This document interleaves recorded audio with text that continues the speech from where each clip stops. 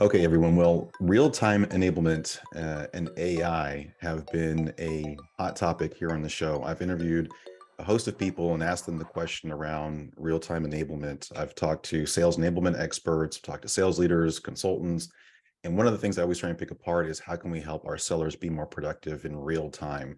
We have AI now. It's helping in many different ways. We had William Balance, who came on from Lavender, who's a co-founder there, and talked about real-time AI helping with writing better emails. And so, that was an impactful episode. We had Lead IQ on here talking about the same thing, helping write better emails. And so this idea of real-time enablement is a top issue for me. I would say, I'll add this. Jeremy Lehner, who's a VP of sales at Providence Medical Technology, came on and he was talking about, that apex moment. It's in his book, The Point Guard Approach, how to maximize that apex moment, that moment of impact when the rep is on the phone in front of the client, and how do we get the most out of those interactions? And so we're going to talk a lot about that today here with Winn.ai. I want to ask first, Meitar, the first question I want to ask you about is this problem of alignment. I know it's something that your founder, talk a lot about on the shows and in your messaging. But for our audience here, what do you mean when you say the problem of alignment? That's a great question. Thank you, Derek. So when I first started at Winn.ai, I had many conversations and many interviews with different sales leaders, CRO, VP sales from different companies, small, large companies. We asked them a lot about their pain points, and we chose to focus on the pain point of alignment, the problem of alignment. When your team scale from 5, 10 salespeople to 20 salespeople to 50, it becomes very, very hard to make sure they're selling the way you think they should sell, which is probably, you as a sales leader with more experience, and you probably know what is the right way to sell your product. I'm not talking about like script, rather more the general messaging of your product, the way you do discovery, the way you qualify new leads, all of those things, and also the way you insert data to the CRM at the end of the day. And I heard from many sales leaders that they're having a hard time keeping their team aligned as they scale. It's a constant moving target. You have the issue of complexity as it grows, as your business grows, right? Your business becomes bigger, it becomes more complex. And you have more people, you're in probably more headcount to managers. So it becomes even more spread in terms of being able to manage the effectiveness of our messaging, our qualifications, and different things. I know from firsthand experience as a rep where I've hung up on calls, discovery calls, and said, shit, I should have asked them this, or I should have said that. And, it's always that after the moment. And then you have all these tools that kind of accelerate that whole thing where, we record the calls and we have this intelligence that goes into it. And it's always after the fact. Then it helps to re-inform the person so that they're better prepared. And then the gap that I always see in this enablement flywheel is what about that real-time moment? Because what if we could have made a better impression on that person in that call? And as a manager, I'm sure leaders can understand this too. There's a big call today. You can't be on it. So you check in with the rep after. How did it go? Or you go and listen to that recording maybe, and you realize they didn't follow the discovery call blueprint that you have lined out. That's very well crafted, has very specific questions plotted at certain parts, just it has everything kind of teed up in a way that helps improve the chances of that rep being successful. And being that leader afterwards and checking with them to see how they, how that went, or listening to the recording and realizing they just winged it, or they forgot 10%, 20% of what they needed to do. And, that's a frustrating thing. And, it's frustrating for the rep. They want to get it right. But, on both hands, you're solving problems at Winn.ai for reps who, need a little hand-holding and guidance during those interactions. And, it's helping reassure and give peace of mind to leaders, and still bridging that gap and helping them create that alignment. So we're going to talk about how Winn.ai does that a little bit. But before we get into how they do that, let's talk about the solution that a lot of leaders think is the solution, which is tough to really measure. I think it's our sales playbooks, our SDR playbooks. That's typically what we kind of throw at this, right? Yeah. So actually, I just want to refer to you saying sales leaders thinking that recordings are also a solution. And I talked to sales leaders. I talked to one particular sales leader that told me I watch about 100 recordings a week. I mean, I watch my sales rep. I really want to be able to coach them and to guide them and to give them the best, my best practices and to see what they're doing. And then you watch 100 hours or I don't know, or 50 hours of recordings per week. That's a lot of time. I'm not even talking about like the time going to waste in which you could probably do a lot more effective things, talking to your reps and not just watching the recordings. But you're also seeing what went wrong after it's already done. Like the deal is done, you lost this deal and you have nothing to do with it now. You can coach them for the next deal, which is great, but for this deal, you had nothing to do. So this is one of the problems we're seeing with the recording best practice, like watching recordings. And about what you said about playbooks, so I do think that a lot of sales leaders see the playbook as the solution. The playbook is our way of providing our AEs with our best practice, coaching them, and then you write this amazing playbook, right? You think your playbook is the second best book ever written after the Bible, and it's just like an amazing book, and you love it and fall in love with it, and then no one follows it. I mean, I don't know if you encountered this problem. I talked with almost every sales leader that told me that they have a playbook because not all of them do, but the ones that do have it told me, I actually need to coach them and I need to chase people in order to follow my playbook. So it doesn't matter whether you use a Medic or another work frame. If people don't follow it, it means actually nothing. Yeah, the adoption behind the playbook, that's a big topic because some playbooks were built pre-leader and they inherited that playbook and now they have to try and bolster it and carry that flag. And that can be hard, I would assume. Then there's the leader who's built their playbook from scratch, whether internally or through external support, but has established this playbook. And you're right, now they're really frustrated it's not being adopted. I think that the leader who is inheriting the playbook and isn't really managing to it too often, maybe doesn't believe in it the way that they should, naturally isn't going to get the adoption that they aspire to. But that leader who's built it from scratch, bottoms up, and has kind of developed this thing, that I would imagine where that falls down is that it's not kind of kept up is one thing. It's a living document, right? Like it's not a one-time exercise with your playbook. And then to the point that we're going to talk about is that it's not where we need it when we need it, and that's the whole point that we need to get to here, is that having that in a Google Drive or serving it up on Confluence or in Notion, wherever you have your playbook kind of built out, that's wonderful, well organized, but that's sort of the second to last step. You need to operationalize your playbook now, and that needs to be brought into some sort of engagement, sales enablement platform, that can facilitate it as a tool, because this 40-page document, this 30-page document that your reps need to refer to, the one feedback I always hear is that we don't know how to find things. And then as a leader, you try and say, well, you try and coax them to go and look at the playbook more often when you get those questions about the playbook. But then they just want help. They don't want to be told to go look at the playbook. They just want the answer. And so this is a real thing that happens in SDR teams and sales teams every day. Every one of them, let's assume, has a playbook, but majority of them, it's hidden away in the bookmarks somewhere. And then you have the 1%, maybe the 5% that are really good about, finding that place in the playbook and being able to use it and leverage it to some degree. But again, it's really hard to have that in the context of a conversation. Right. And I think and then there's more to it, right? That we're not just talking about that real-time enablement. Now, there's more to it. Now there's also the issue of like, okay, that call's ended and I've collected all this information. What do I do with it? How did I collect that information, and what do I do with that information, and dispositioning these interactions? So anyways, let's move on. I think there's a title on your website that the first thing on your homepage, it says, I like updating Salesforce, said no salesperson ever. Yeah, and I think that's like the sentence. No, I think it's going to catch on. I think that's going to catch on. The funny thing is there's a counterpoint that you hear a lot. If it's not in Salesforce, it didn't happen, right? A CEO that I worked with a while back, she took it to the next step and she said, If it's not in Salesforce, I don't want to hear about it. Right.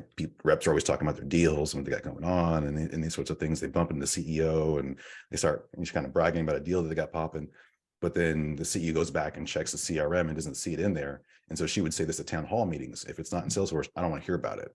Right. And so there's this real big expectation for data quality, data governance, getting it into the system so that we can measure and manage and optimize and all the things that we do with the data in the system. So it's one thing to enable the rep real time with the right words and questions to ask, but it's another thing to be able to take all those findings and do something with it without the rep having to do it. Because you talk about the 100 hours the manager's spending. Now let's talk about the hour a day you're giving back to reps as well, right? Because I think your founder said that on an interview where that's what he kind of measures it at, is what you guys have clocked it at, is that there's a day, about that much time of it in a week spent in dispositioning our records, note taking, filling out the CRM, and doing all this, right? That's your position, I understand. Yeah, so there was a research, I think it was HubSpot that conducted this research, saying that about 20% of salesperson a week goes to updating the CRM.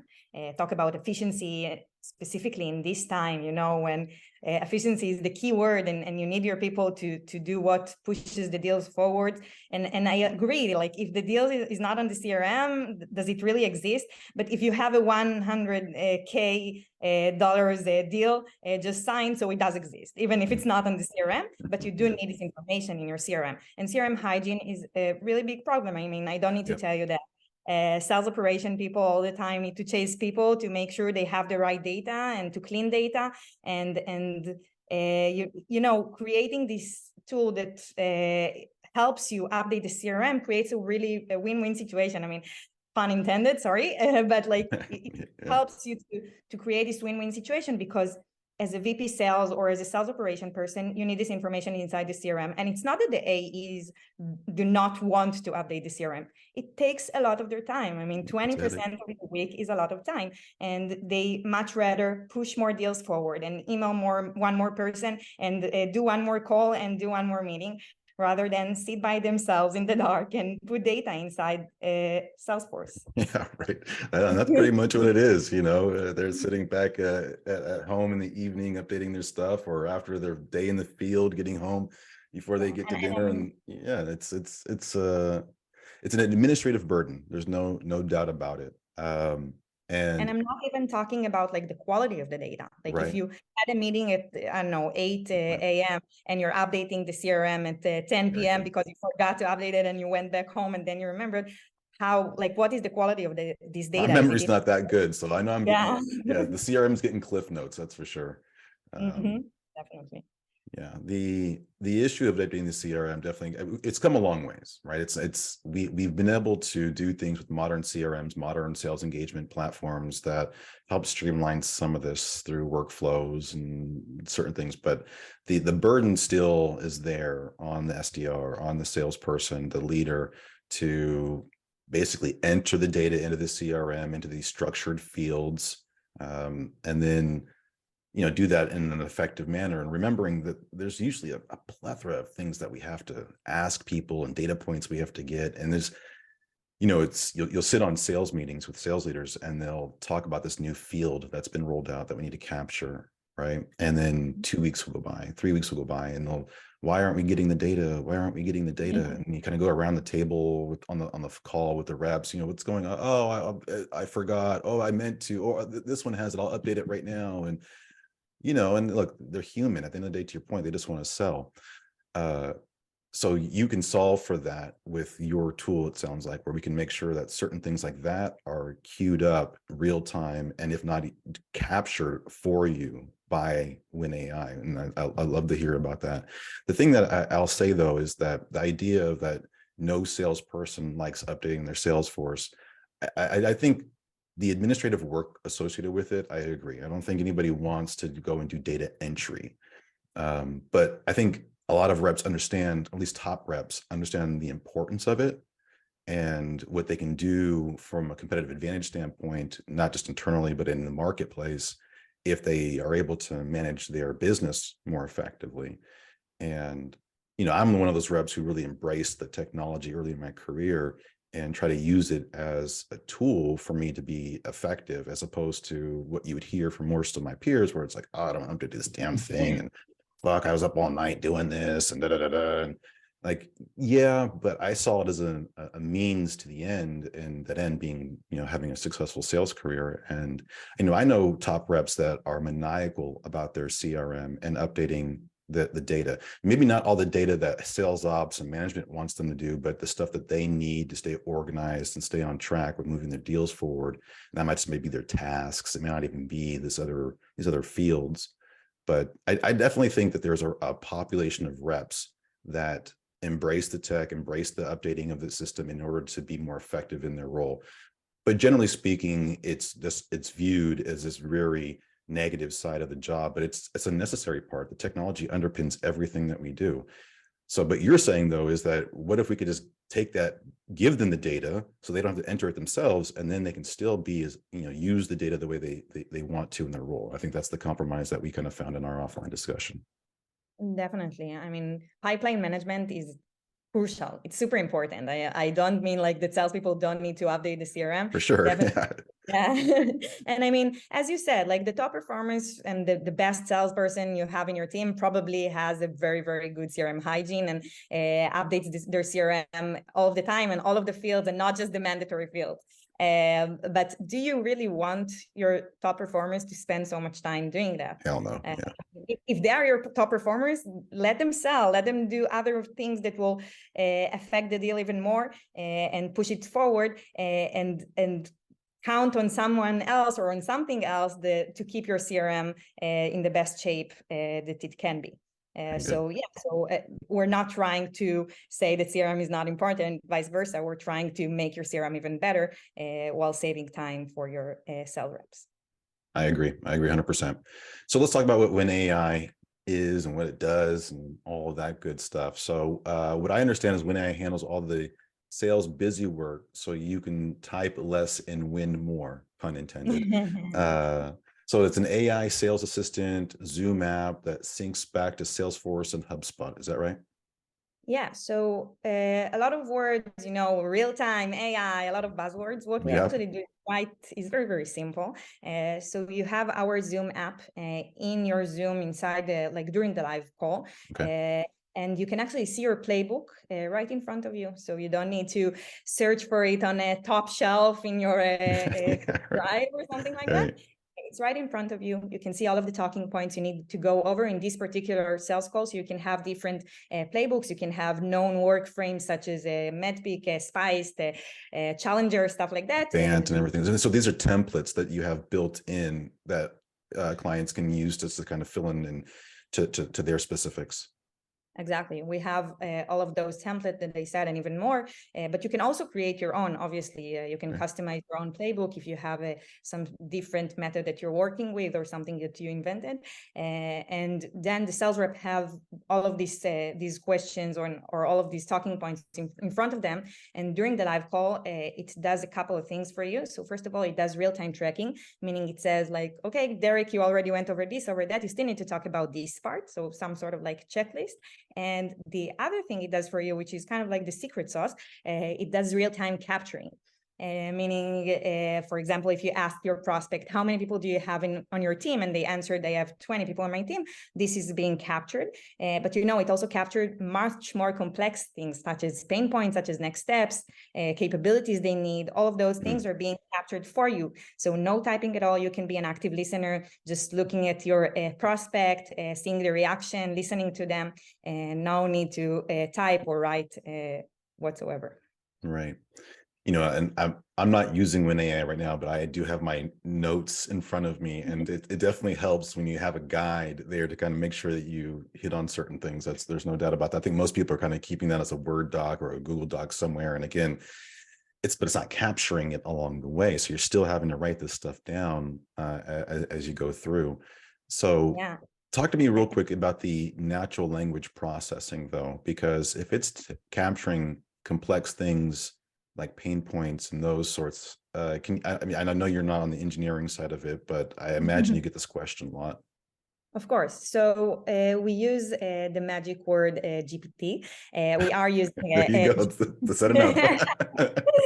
Just throw Chat GPT at it.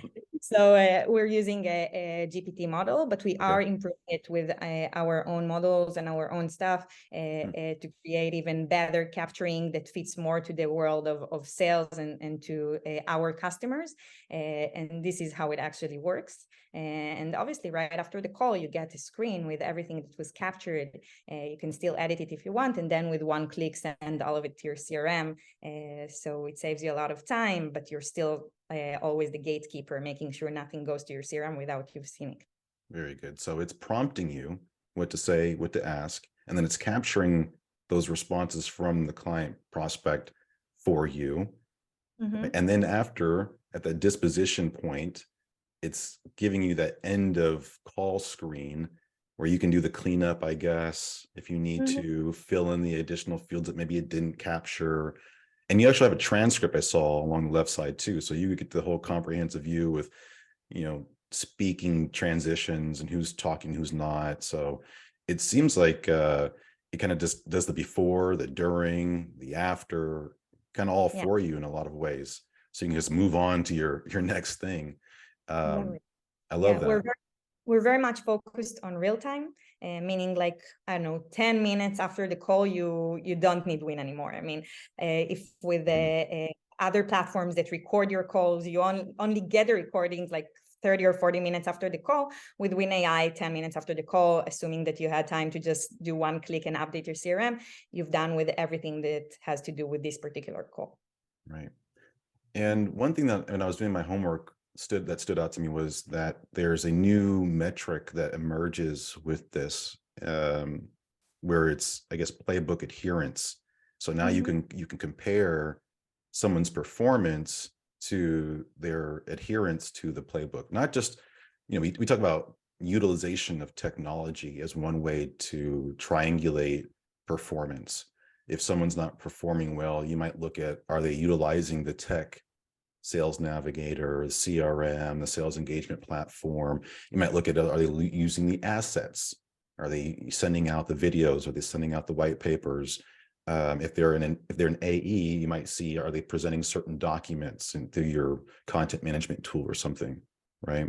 But now you can say, during the call, there's a 25-point metric of our demo blueprint or whatever it is, but you can see if they're adhering and what percentage of that. If someone's 40%, 60% adherence, and then they're having 40% results. And I think what you guys have told us is in other interviews is that your studies have shown that the top performers almost always have a top adherence percentage to the playbook. Is that right? Yes. And the interesting thing is that you can also improve your playbook with these metrics, because if your top performer is not having like the highest adherence to your playbook, perhaps you should ask them what they're doing differently and improve your playbook by it. Yeah, brilliant. Yeah. I don't even use that thing.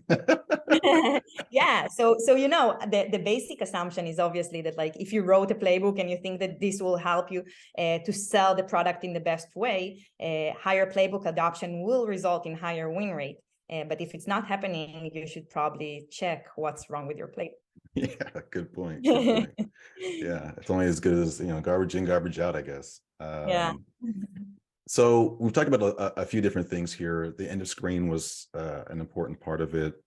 You do have a recap email feature coming soon, I hope, right? Yeah. So probably around the end of Q2 or the beginning of Q3, we're planning to have a recap email. It will be a smart recap email, meaning it will help you like with pre-templated emails to put the right pieces of data from the particular call you just had. Right. So kind of like placeholder, and then what it captured from the call will be inputted into your email. So this is one feature we're working on. Another thing we talked about is that we're planning to launch our self-service option pretty soon. So you'll have like free trial on our website, and you'll be able to use it by yourself and experience the Winn.ai. Oh, very good, very good. So you get the product-led growth angle advantage here. So if I'm a salesperson, I can download Winn.ai, and then I can do a user side integration where I enter my Salesforce credentials. And now I have Winn.ai, Zoom, and Salesforce talking to each other. And I'm just talking to prospects, and they're doing all the admin work for me without actually having to go to my sales ops person or my manager and ask for a budget to get this thing. Not at all. Yeah, you'll be able to just try it on your own with your Salesforce sign up. Yeah, and that's it. Sign in, sorry, and that's it, basically. Brilliant. Well, talk to us about your experience using the tool. We talked offline, and you were relatively new to the sales game when you started with Winn.ai.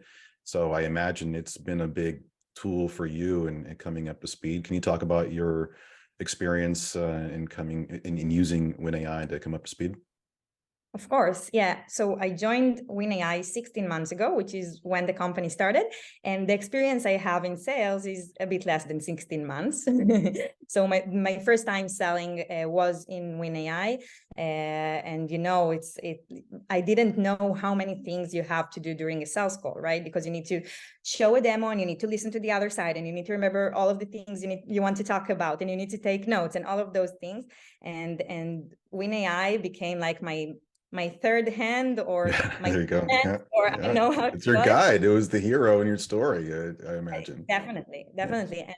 And I recently had a call from my personal Zoom account. It was like this NGO I work with, and I couldn't come from my like Winn.ai Zoom account, so I didn't have Winn.ai with me in my Zoom call because it was my personal Zoom account, and all of a sudden, like, I didn't know what to do. I was like, where's my note taker?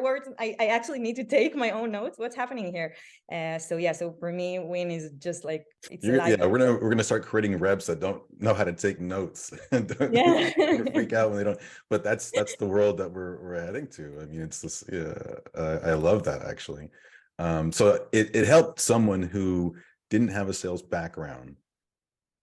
So I mean, for anyone who's dealing with industry changers, like in a sales development org, for instance, it sounds like this can really be a changer.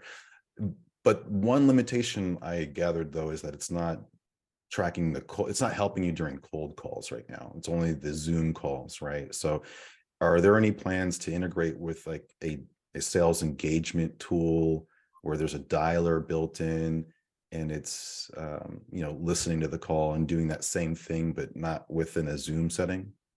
Yeah, so it's kind of funny. We recently got this request. We started getting these requests from like our customers' companies. The BDR team said, "What about us? We Yeah, also want." exactly. I saw an A using it, and I also Yeah. want it. And we just recently started researching this area, and that's an announcement. We're definitely going to integrate one way or another with a dialer. It's Okay. still very, very, like, nothing is prepared yet, but we are talking about it, about integrating with some sort of sales engagement platform. We understand that there's a need there as well. But we are an early stage startup, and we do want to stay very much focused for now. So for now, we are supporting only conferencing, only video conversations. Yeah. Mm-hmm. A Very lot of good. things coming ahead. Well, let's go back to your experience a little bit. So before you came to Winn.ai, you were in the Israeli Air Force for, I think it was 5 years, you said, right? Yeah. So I've never interviewed anybody that's been in the Israeli Air Force. One thing I'll say is a lot of times we talk about how athletes come to sales with this pre-built skill set around coachability, discipline, organization, just the mindset stuff. It doesn't necessarily mean they know how to communicate value and fill the funnel, but there's the mindset piece that you get a lot from it, from an athlete, from that discipline. But I think a notch above that is the military. And talk to us about how being in the Air Force prepared you for a career in sales, and how you've been able to leverage that experience. And what did you do in the Air Force too? I mean, were you flying jets, or what were you doing? So I was a flight simulator instructor, Oh, which cool. means I was inside like a simulator. Mm-hmm.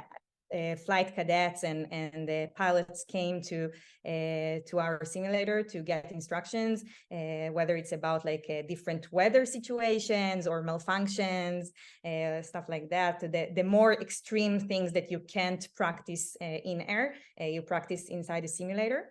And obviously, all of the discipline stuff and stuff like that, this is valid, but I think that the main thing I got from my military experience that reflects to my job today is the ability to explain things, like explain about what to do when your engine is down, and to explain how the product works, and do it quite simple and in a way that the other side gets it. So if you talked about like talking about value and what's in it for you, so I definitely feel like this is something I got from my military service. And the other side of it is obviously the more technological side, and not being afraid of new technology. I spent 10 months in the 10 weeks in the US in an Air Force base studying about a new aircraft, and then came back to Israel to teach the pilots in my squadron about this new airplane. So this is also something I believe I got from my military service that helps me today. Wow. That sounds, I mean, being in a simulator sounds really, really cool. I always make this point to people in sales about role playing and how important it is. And I try to tell them to replace the word role play with simulation for that exact purpose, because it hits different. When you hear the word role play, I don't know, you get the heebie-jeebies. When I hear simulation, I feel like I'm on this, I'm in NASA, I'm in the Air Force, I'm preparing for these major missions, right? And so anyways, I think that's, when I hear that, I didn't expect that. I'm just, for those that are listening, I had no idea what she did before this. I knew she was in the Air Force. That was it. Didn't know what she did. But another thing that I go to with that is that you've been enabling before this. I mean, that's what you brought into this, is you were enabling people who could fly jets. I mean, the cadets. You're thought about it this way, but basically you're right. Yeah, I was a flight enabler. Flight enabler, and now you're enabling salespeople who are taking sales to the next level, and all that good stuff. We could pun on that all day. That's very cool. Well, did you ever ride in a jet though? Yeah, twice. Yeah. Crazy experience. Do they keep it cool with you, or did you do a bunch of like tailspins and different things? Or? Yeah, so on my first flight, I did some cool stuff, and then I threw up, and doing cool stuff. Awesome. Okay, well, in closing, you had mentioned there's some things to come for Winn.ai. So right now you're just on Zoom. You're on the Zoom app exchange, if you will. But what about Teams? What about Google Meets? I know those are two real big places that, is that on the roadmap as well? Definitely on the roadmap for 2023. This is something we plan. We do feel the need for it. As I said, we decided to start very, very focused with one platform we support, but we're planning to integrate with all three. Okay. Last two questions. Number one, talk to us about onboarding and setup. If I don't have a playbook, can I buy Winn.ai? Are you going to help me build my playbook? If I do have a playbook, but it's crap and I need some help before I don't want to put crap into your system, or you bring your system, or however you explain that. Are you going to help me with my playbook, or what does that look like? Of course. So the onboarding is very simple. You can do it in like 40 minutes. As long as you don't have your playbook already in place, you can use one of the methodologies and work frames we offer. As I said before, we have a lot of methodologies that you can choose from in our playbook builder. And if you do have your own, you can definitely customize your own inside of our system. If you need our help, obviously we will help you, and you can talk to us. But I do believe that our system is quite self-explanatory in that sense.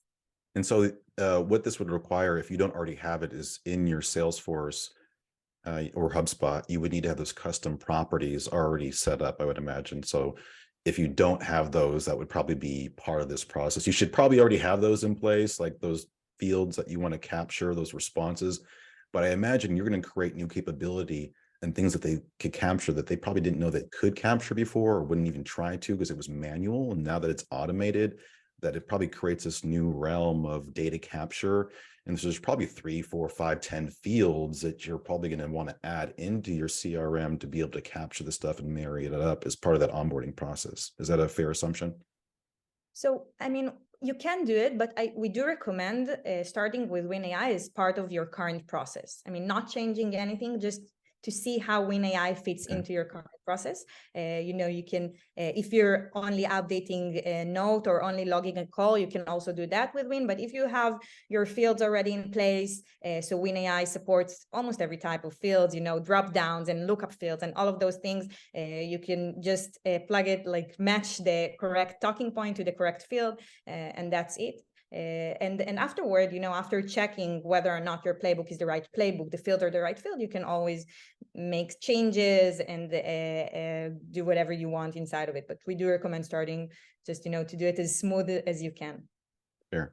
And then talk to us about the pricing structure. How is that set up? I know you have the self-serve model coming soon, but for right now, if I'm listening to this podcast, and this is something I'm excited about because we're doing our best to try and get people excited about it, because it's a real problem that B2B go-to-market sales teams can definitely look to solve for with Winn.ai. What does the pricing look like? So the price varies between $50 per user per month to $90 per user per month, depending on the capabilities you need in order to get like all of the things I talked about and more. You will need to be in the higher tier, but the lower tier definitely provides a lot of those capabilities. And yeah, I mean, right after we launch our self-service option, the pricing will also be in our website. Very good. Well, thank you very much for this. Intelligent meeting tracking, automated data capture, seamless CRM updates, Winn.ai, Winn.ai, that is.